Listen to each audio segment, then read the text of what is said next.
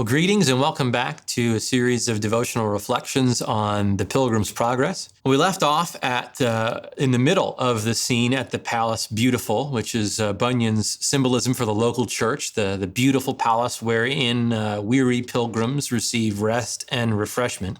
And Christian was dialoguing with the women of the house, the representative of the members of the church, where they were, in a manner, interviewing him concerning his Christian testimony and profession. And we were talking about how that's how membership in the church worked, that a potential new member was interviewed as to the legitimacy of his profession of faith in Christ. And he had discoursed with piety and with prudence, and we didn't quite get to Charity, who asks him about his family, which causes him great struggle, which causes him sorrow because he remembers his dear ones who refused to come with him on this pilgrimage. And Charity sort of gets in his business a little bit. And in an interesting way, she says, well, why didn't they come with you? What reason did they give? And he says, well, my wife was afraid of losing this world. My children were given to the foolish delights of youth. And so Charity says, but did you not with your vain life damp all that you by words used by way of your persuasion to bring them away with you? In other words, didn't you unsay with your life what you said with your words? Which is really quite a forward question, right? I mean, it's a presumption that, you lived more poorly than you professed. And imagine yourself in a membership interview talking about why your spouse doesn't believe or why your children don't believe. And to have the examiner say to you, well, is it because you live an unruly life? Is it because your life unsays what you say with your mouth? Wow, that's a little bit in your face. And Bunyan's trying to tell us that this is what church is. This is what church membership is. It's a serious matter. And so you wondered how Christian would respond to that. Say, hey, get out of my face. That's really personal, or you're really in my business. Don't be so nosy. Don't be such a busybody. Not at all. Christian responds this way. Indeed, I cannot commend my life, for I am conscious to myself of many failings therein. I know also that a man by his conversation or his comportment, his behavior, may soon overthrow what by argument or persuasion he does labor to fasten upon others for their good. So he admits it. It's just a humble, you know what? I can't commend my life. There's nothing about my life in my former manner of life for certain that I can commend and say, no, I did this perfectly. And it's just a good lesson to us. When somebody brings accusations against us or even questions us in a way that's uncomfortable, to be eager to admit fault and to recognize that, frankly, if they had known more, they would think worse of us. It's not that they think too bad of us because they don't know enough. It's not knowing as much as they could. They think quite better of us than they should, no matter how lowly they think of us. And it's a good example there. But he says, I do recognize that I was careful to not unsay with my behavior what I said with my mouth, and yet they still decided to stay. Well, eventually they all sit down to supper. They have a meal. And this is to picture the reality that the church nourishes its members, that there is not just rest and not just security from the outdoors, but there is nourishment. The table was furnished with fat things and with wine that was well refined, and all their talk at the table was about the Lord of the hill. There again, coming back to what we saw last time about Christian spiritual conversation being the lifeblood of fellowship. When all the talk wasn't about the vain things of this world, the passing things of this life, but was about the Lord of the hill, as namely about what he had done and wherefore he did what he did and why he had built that house. And by what they said, I perceived that he had been a great warrior, the Lord was, and had fought with and slain him that had the power of death, referring to Christ's conquest over Satan, but not without great danger to himself, which made me love him the more. And so the talk among the members of the church around the fellowship table whereby they are nourished is all about Christ and how he overcame Satan by his death, that he through death had conquered the one who had the power of death, Hebrews 2:14 and 15. And so they continue to have their nourishment. And we need to look to the church as a place of nourishment, as a place that gives us spiritual food, as it proclaims the word of God, that builds us up and edifies us and gives us strength to undertake the journey that's before us.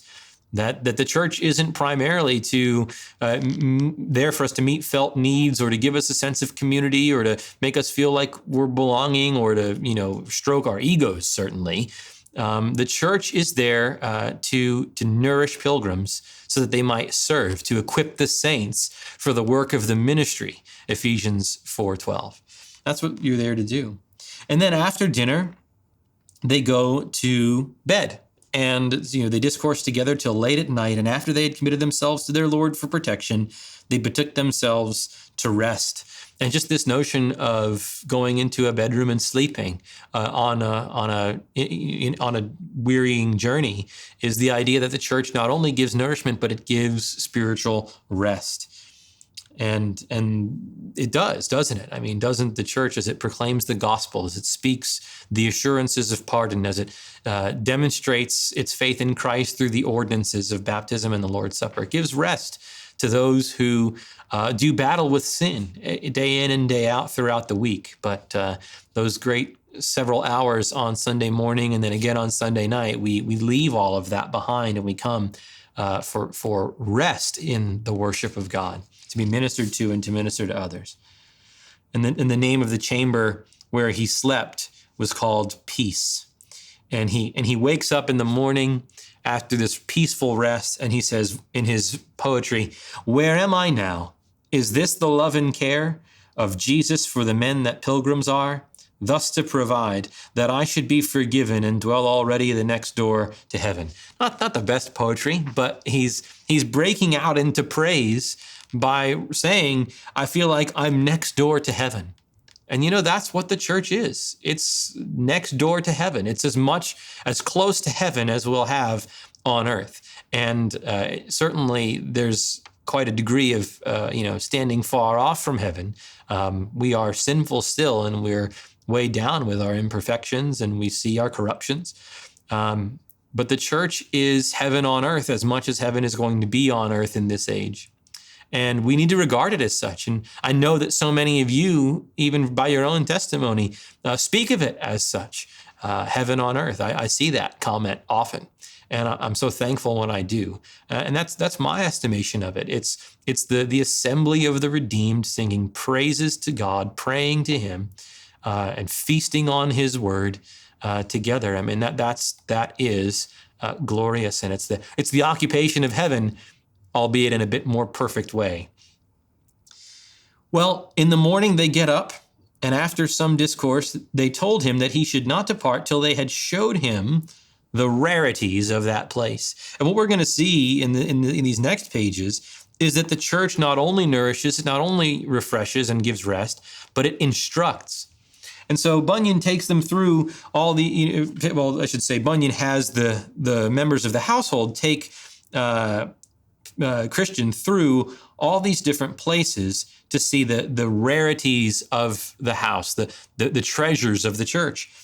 First, they had him into the study where they showed him records of the greatest antiquity, in which, as I remember my dream, they showed him first the pedigree of the Lord of the Hill, that he was the son of the Ancient of Days and came by an eternal generation. So really interesting. The first thing that you hear about what the church teaches and instructs this pilgrim is the eternal generation of the Son, the deity of Christ, and as he stands in relation to the Father as Son. I mean, that's high doctrine, but you know what? It's the bedrock of the Christian life. Say, what's eternal generation?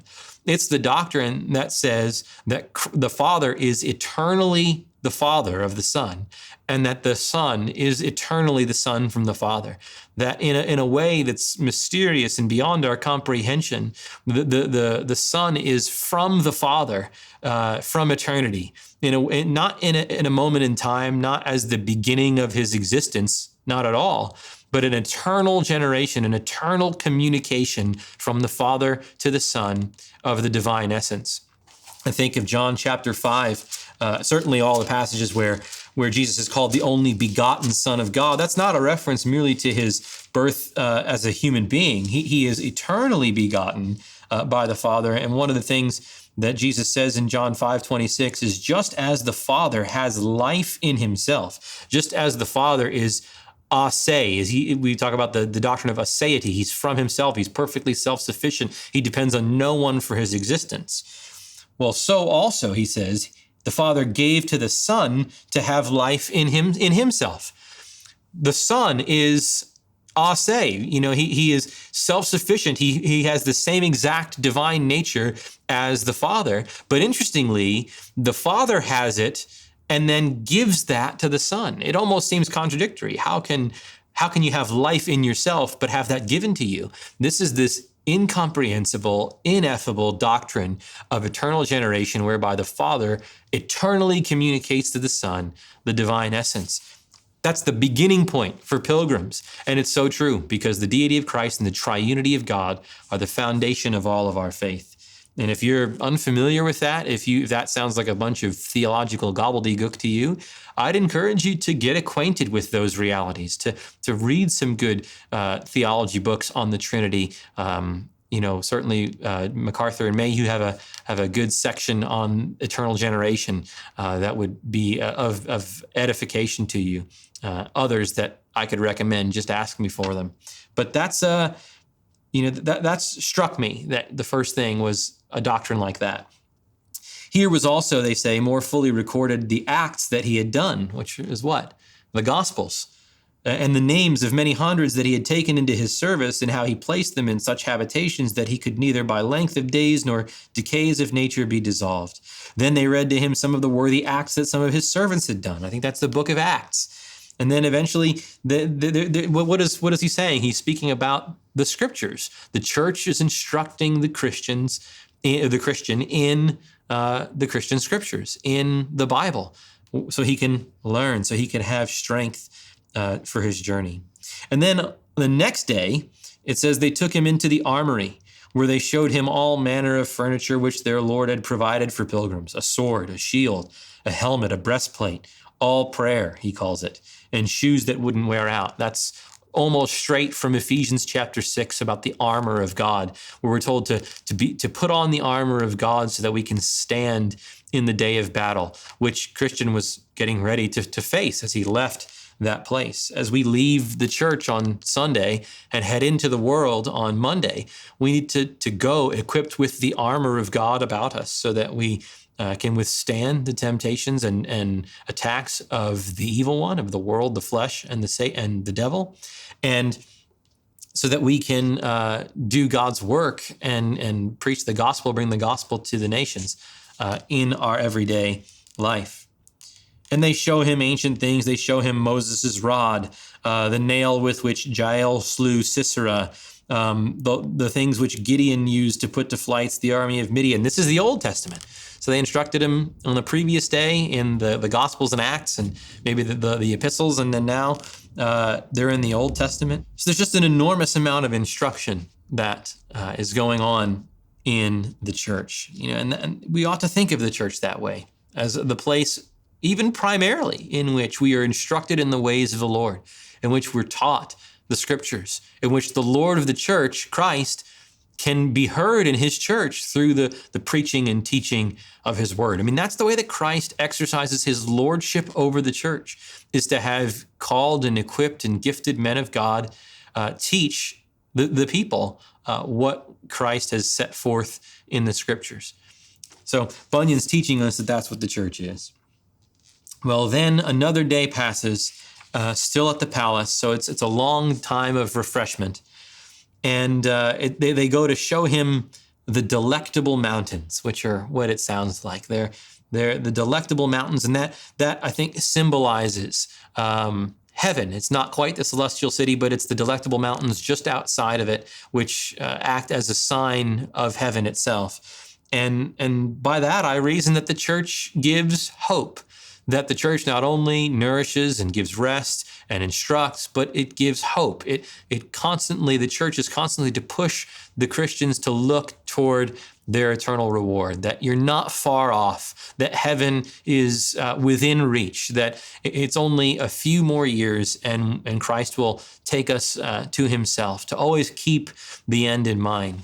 Peter talks about this in 1 Peter 1 in a passage that I think does us much good, be worth putting to memory. 1 Peter 1:13, therefore, prepare your minds for action, keep sober in spirit, fix your hope completely on the grace to be brought to you at the revelation of Jesus Christ.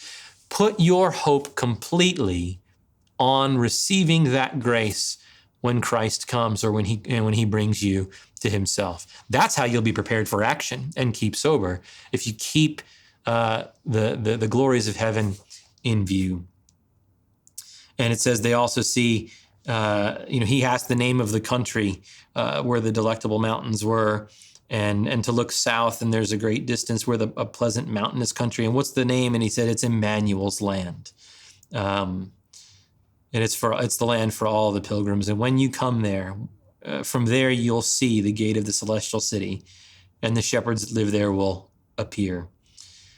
Well, he gets ready to move on from the palace, but before he can leave, there's one more thing that the church does: nourishes, gives rest, instructs, gives hope, and fifth, it equips. The church equips, not only by its instruction, but by its discipleship and the giving of this Christian armor. They said, let us go again into the armory. And so when they did, and when he came there, they harnessed him from head to foot with what was of proof, lest perhaps he should meet with assaults in the way. So they gave him good armor so that he could be protected. And he went to the gate, and he got ready to leave. He began to go forward, it says, but discretion, piety, charity, and prudence, those were the four women who discoursed with him upon his entry and throughout his stay. So they wanted to accompany him down to the foot of the hill. So remember, he went up the hill difficulty to get to the Palace Beautiful. Now he's going to go downhill difficulty, back in the way. And they say, we want to go with you. We don't want to have you leave the house. We're coming with you to the valley. And it says, as it was difficult coming up, it is dangerous going down. And this just reminds me and us that we have to come down the mountain. We can't live at church. We can't have a perpetual Sabbath. We can't be on the Mount of Transfiguration the whole time, right? Peter says, Lord, it's good for us to be here. Let's build tabernacles and stay up here, and you can discourse with the Father, and Moses and Elijah can hang out, and we're going to have a blast. Well, that's not why Christ has kept us in the world, to be shuttered away, in a convent or in a monastery. No, we do gather, and we treasure the gathering, but we gather in order to scatter, in order to be equipped to take the gospel to the world, to serve the world, and to make those whom Christ has made to be His, to come to faith, to bring the gospel to the ones that God has chosen to save. We need to enjoy the heights, but it's true, isn't it, that the heights are often followed by valleys. And that's what we're going to see next time, that a wonderful, encouraging, refreshing time at the Palace Beautiful leads to the Valley of Humiliation.